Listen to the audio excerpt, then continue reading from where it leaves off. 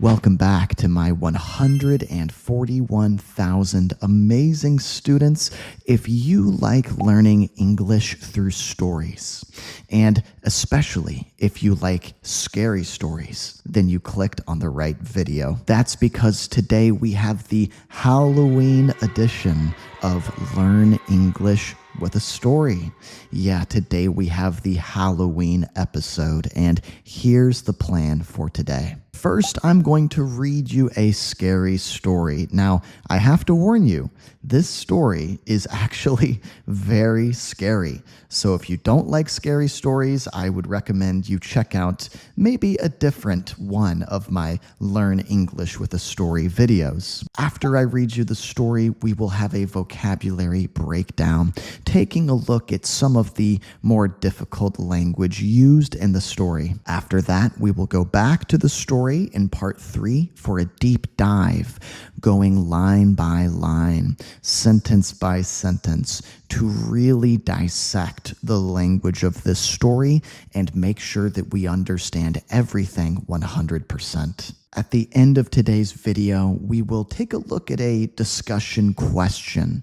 Yeah, a question that will prompt us to think a little bit more deeply about this story, and we will respond to it, giving you a chance to practice your spoken English. Now, I want to remind you guys that this is a deep work lesson, meaning that you will get the most out of this lesson only if you watch it all the way through. So be sure to do that. Click like on this video and let's jump in. Today's story is called The Walls Have Eyes. Okay, are you guys ready? Have you ever felt uneasy, like something was watching you? A group of 5 friends decided to go hiking in a dense, spooky forest. They laughed and joked around, but as the sun began to set, they realized they had lost their way. The once fun adventure quickly turned into a desperate search for shelter. As darkness fell, they stumbled upon an old crumbling building in the middle of the forest. Too exhausted to keep moving, they decided to sleep inside. The building was abandoned and eerie, but they figured it was better than spending the night outdoors. Everyone found a corner to rest in, except for one of the friends, Jack, who couldn't fall asleep. As Jack lay there, tossing and turning, something was bothering him. Every time he opened his eyes, he saw paintings of faces on the walls, human faces, all staring down at him with cold, empty eyes. His heart raced. He couldn't shake the feeling that the eyes were following him, watching his every move. Morning finally arrived, and Jack's friends woke up refreshed. When they asked him how he slept, he shook his head and said, "I barely slept at all because of those eerie paintings." His friends turned pale, staring at him in disbelief. "What paintings?" one of them whispered. Jack pointed to the walls, but his friend leaned in closer and said, "Jack, those aren't paintings. Those are windows." All right, that was a look at our scary story for today. The Walls Have Eyes. Now let's take a look at the vocabulary breakdown. Yeah, let's break down some of this difficult language that we saw in the story. Tossing and turning. I wonder if you guys know this phrase. It means moving around in bed because you can't sleep. And some synonyms might be restless or unable to sleep. Yeah, if you are tossing and turning in bed at night, you are unable to sleep. You can't fall asleep. You are really restless. Maybe something's on your mind. Maybe you simply drank too much coffee that day. But whatever the reason may be, you are tossing and turning, maybe going back and forth on your bed, trying to get comfortable, trying to find a comfortable position, but nothing seems to work. In the story, we saw Jack spent the night tossing and turning, terrified of the paintings. Yeah, so Jack is really distracted by these scary paintings up on the wall, right? He feels like the eyes of the people in the paintings are following him, right? And as he's tossing and turning, moving back and forth, trying to get comfortable, he can't shake the feeling that he's being watched. Yeah, he can't shake the feeling. He can't dismiss the feeling. He can't ignore this bad feeling he has that something or someone is watching him. Here's another example, unrelated to the story. Whenever I'm stressed, I end up tossing and turning all night. So it seems like stress is a big factor, for this person, a reason, in other words, why they can't fall asleep. They're stressed out, thinking about, their commitments or responsibilities or the work they're going to have to do the next day. They're thinking about all these things, getting stressed out, and they can't fall asleep. They're tossing and turning. Just for fun, I'm going to draw a picture down here. Somebody, how about a baby tossing and turning? The baby rolls this way, can't fall asleep. So the baby is getting irritated. The baby rolls back this way. They are tossing and turning. They can't fall asleep. What do you guys do when you are tossing and turning and you can't fall asleep? Is there a life hack that you use to fall asleep easily? Let me know down in the comments section. Another word that we saw in today's scary story is stumble upon, a phrasal verb. Yeah, to find something by accident. If you stumble upon something, then you discover something. You find something. You bump into something, and you weren't expecting to find it. You had not anticipated discovering it, in other words. So we could say you come across something, you discover something unexpectedly, right? Unexpectedly. In other words, you hadn't expected to discover it. You weren't planning on finding it, right? But you found it anyway. In the story, they stumbled upon the old building in the forest just as the sun set. Yeah, these friends, they are wandering around in the forest, and this spooky, scary forest, searching for a place where they can find some shelter, a safe place to stay, in other words, right? And luckily, or maybe not so luckily for them, they stumbled upon this old building, this old dilapidated building, this old crumbling building, this old worn down building, this old building that is falling apart. These are all different ways of saying that the building is in bad shape, in poor condition, right? It has been crumbling and falling apart for many, many years. It has been abandoned for a long time. An unrelated sentence here. I stumbled upon an amazing cafe while walking through the city. So yeah, this person is walking through some city. They're just, out exploring, out looking around, not really looking for anything in particular, and they stumbled upon an amazing cafe. So they discovered it, they came across it, they found it by accident. They weren't looking for an amazing cafe, but they just bumped into one, right? Have you guys stumbled upon a really awesome restaurant or bar or cafe in the city where you live? In other words, you discovered it by accident? You can let me know down in the comments. The last word that I want to talk about with you guys today, before we get into the deep dive of the story, is eerie. Eerie. If something is eerie, then it is strange and frightening. It makes you feel uneasy.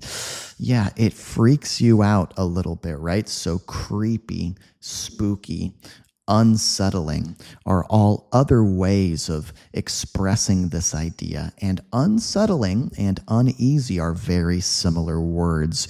Yeah, another way to think about this is creepy and scary, right?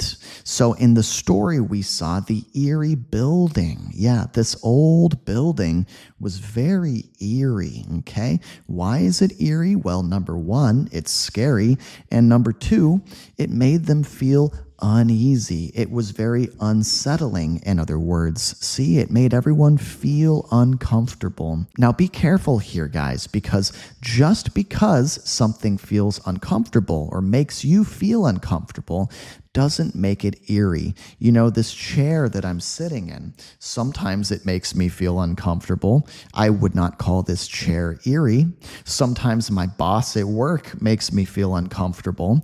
I wouldn't call my boss eerie, right? If something is really eerie, then yes, it makes you feel uneasy. It's unsettling. It makes you uncomfortable, but it is also scary, right? Or creepy or spooky. So we need both of those things to call something eerie. Maybe you are getting lunch at a cafe and suddenly a huge black bird, a crow, flies down and lands right next to you. And it stares at you right in the eyes, right? And you feel like this bird is really creepy. It's very unsettling the way that it's staring at you, right? It makes you feel uneasy. So we could call this bird eerie, or the experience of the bird staring at you is an eerie experience. Here's another example sentence. The forest was so quiet, it felt eerie walking through it at night. Yeah, maybe I'll draw a little picture here. This guy, he's walking alone at night, right, through this forest. And the forest is very quiet. There are no sounds in the forest. We could even say that it is eerily quiet. It's scarily quiet. Like, hey, why is it so quiet? It's like unnaturally quiet, right? So the fact that it's so quiet, you know, he can hear his own footsteps very loudly, crunch, crunch, crunch, as he's walking alone through this forest. That is a very eerie experience. Fantastic. Let's come back now to the scary story and let's have a deep dive of the story. Let's take a really close look at it. The title of the story is The Walls Have Eyes. Ooh, even the title, the name of the story is very scary, right? The walls have eyes. And we understand what that means later on in the story when the big twist, the big reveal happens, right? So have you ever felt uneasy, uncomfortable, unsettled, like something was watching you? A group of 5 friends decided to go hiking in a dense, spooky forest. Okay, so we've got 5 friends here. They make a decision. They make a decision to do what? They make a decision to go hiking. What is hiking? It's like when you go out in nature and you walk around. As simple as that. Maybe you go to a hiking trail. Maybe you're hiking on a mountain. Maybe you are hiking through a forest like these guys are doing. And this is no ordinary forest. First of all, it's dense. What does it mean if a forest is dense? Well, take a look at this. We've got a forest over here, and this forest is not very dense. You know, the trees are pretty far apart, right?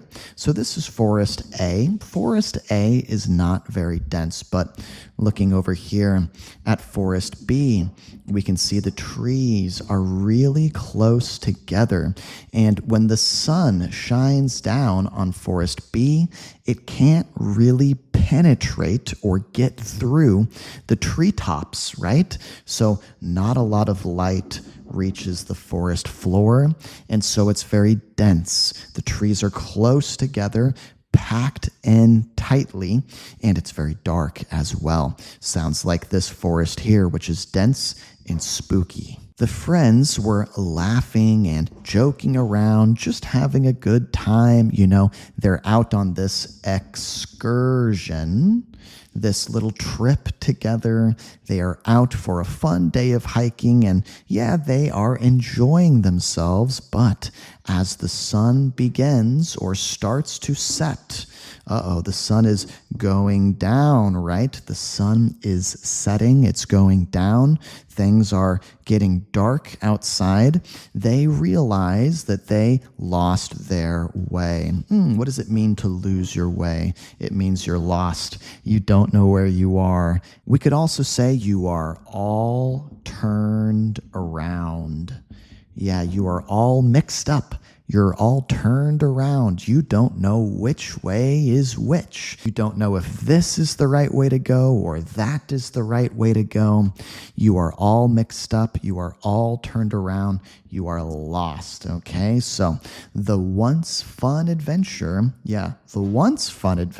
it used to be fun, in other words, quickly turned into a desperate search for shelter. So, yeah, things go from fun to scary very fast.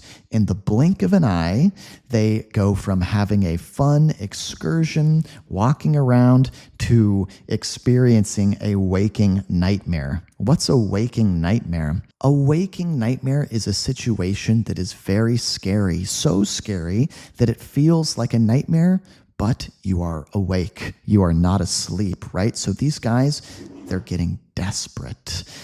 They really, really want to find something. If you're desperate for something, then you really, really want it. You need it badly, right? What are they so desperate for? Shelter, or a safe place to stay. As darkness fell. This is a really cool way to describe day turning to night, right? As darkness falls. Yeah, the darkness is kind of descending on the world. Yeah, it's like a curtain coming down, right? It's a very storytelling kind of way to describe this. People wouldn't normally say, oh, and then darkness fell. No, it's kind of a literary storytelling way to talk, right? Most people would just say it was getting dark. And what did they do? They stumbled upon, or they unexpectedly found, an old, crumbling, dilapidated building in the middle of the forest. Yeah, this old wreck of a building that is just falling apart. They're too exhausted to keep moving. They're so utterly exhausted, so wiped out, we could also say. Totally wiped out, totally tired, totally beat. Oh man, I'm beat. I'm wiped out. I am donezo, really exhausted, right? They're too exhausted to keep moving. So even though this old building looks really concerning, really eerie, right? Very unsettling, they decided to sleep inside. So they make a decision, okay, we're going to spend the night here. The building was abandoned, so no one wants this building. No one is living in this building. Whoever's building this used to be, they left a long time ago. So the building is abandoned, no one is there, and it's very eerie.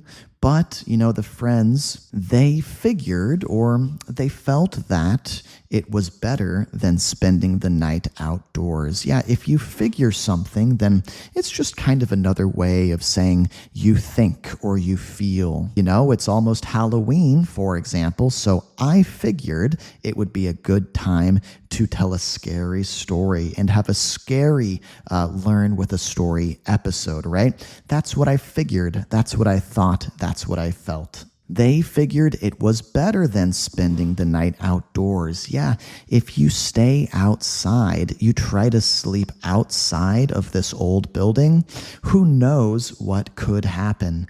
Maybe there are wild animals in the forest, like wolves or bears. That could be dangerous, right? And just generally, it's scarier to sleep outside. You feel more exposed, more vulnerable.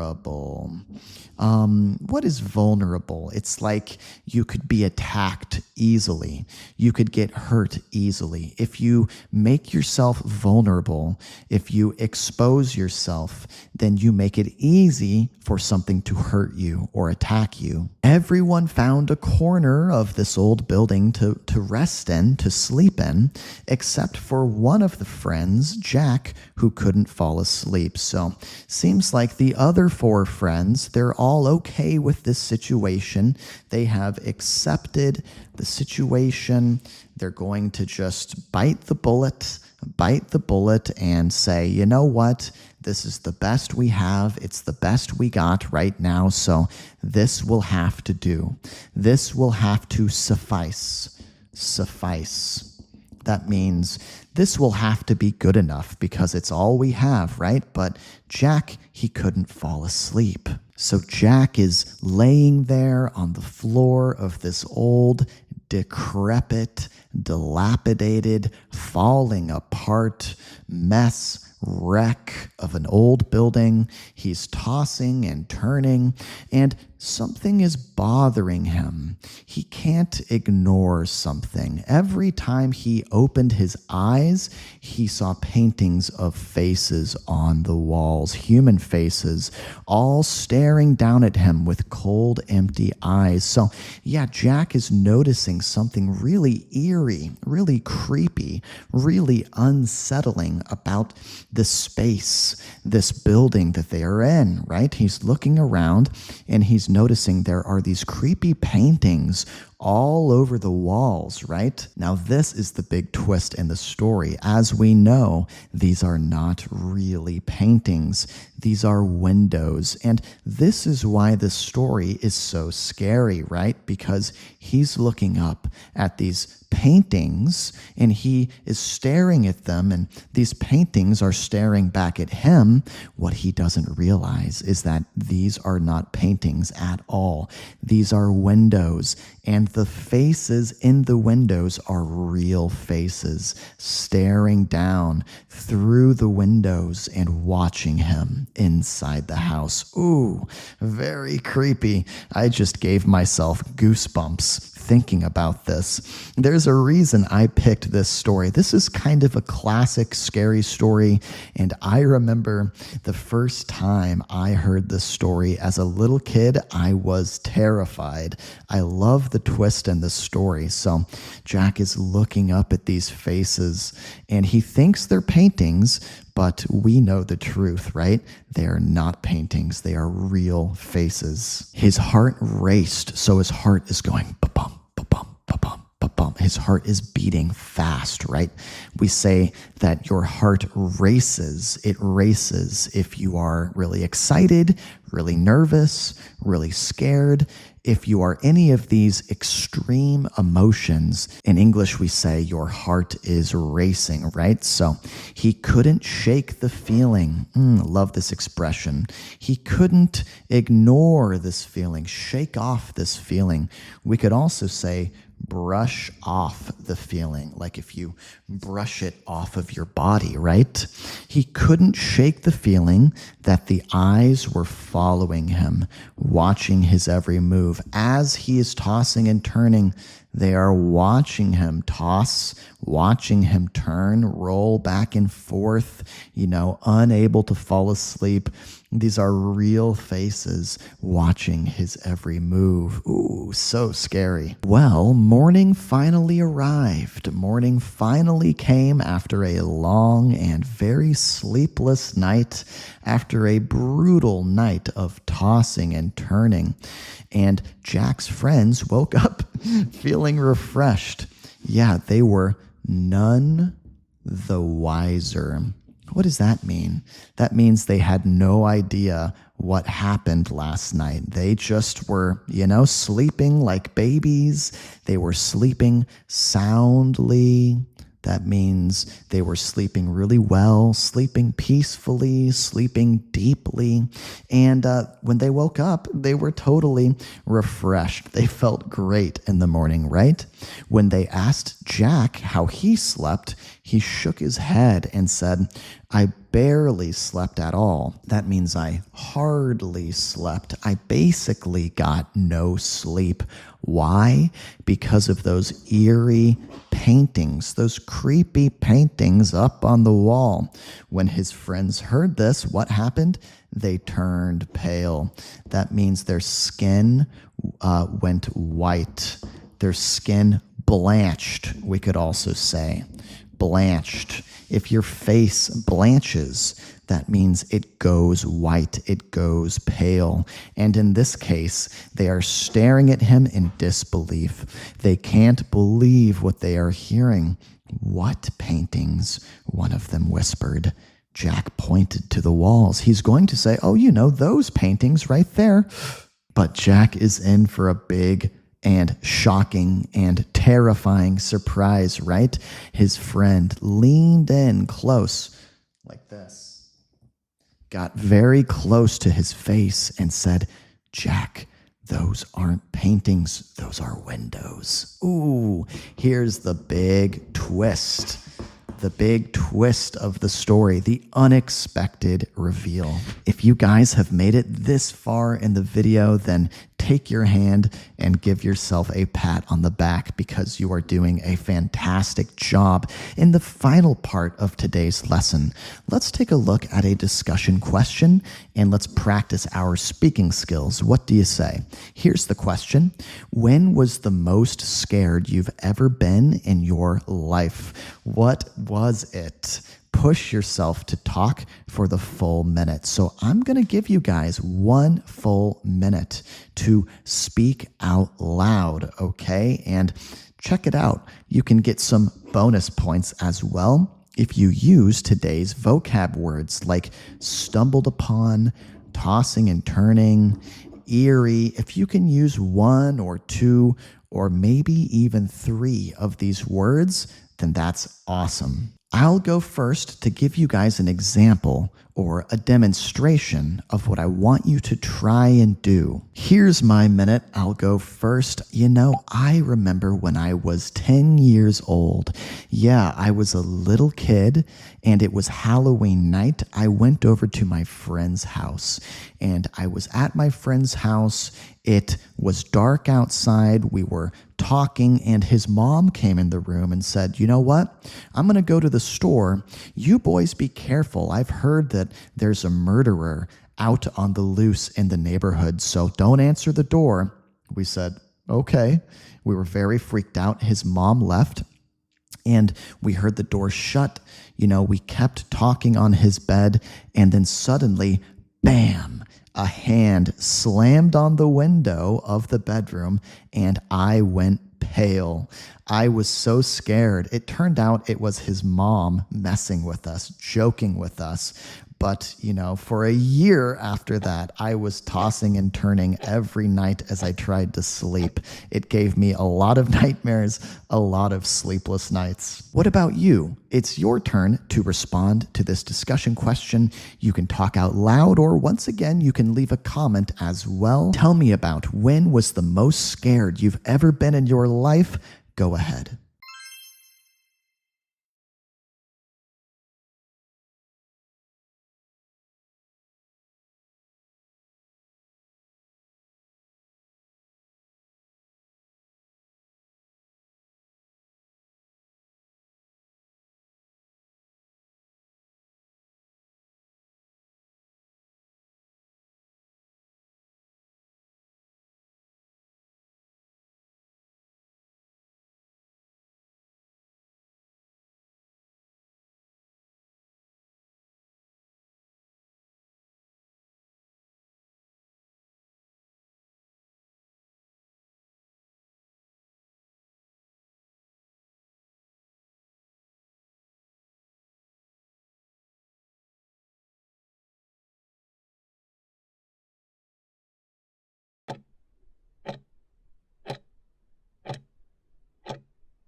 guys, I want to give a huge thanks to my channel members, my Patreon members. If you want PDFs, if you want bonus videos, click join here on YouTube or go to patreon.com/EnglishWithConnor to become a member. And if you are a member, I want to say thank you so much because my members make my work possible. Without you guys, I would not be able to keep going. English is Easy with Connor would not exist without my members. So, of course, I appreciate all of your likes and comments and shares, but I really extra appreciate my channel members. And if you are in the middle of a study session, keep going. I'm going to put another one of my videos up on the screen. Click on it and I will meet you there. Let's keep going.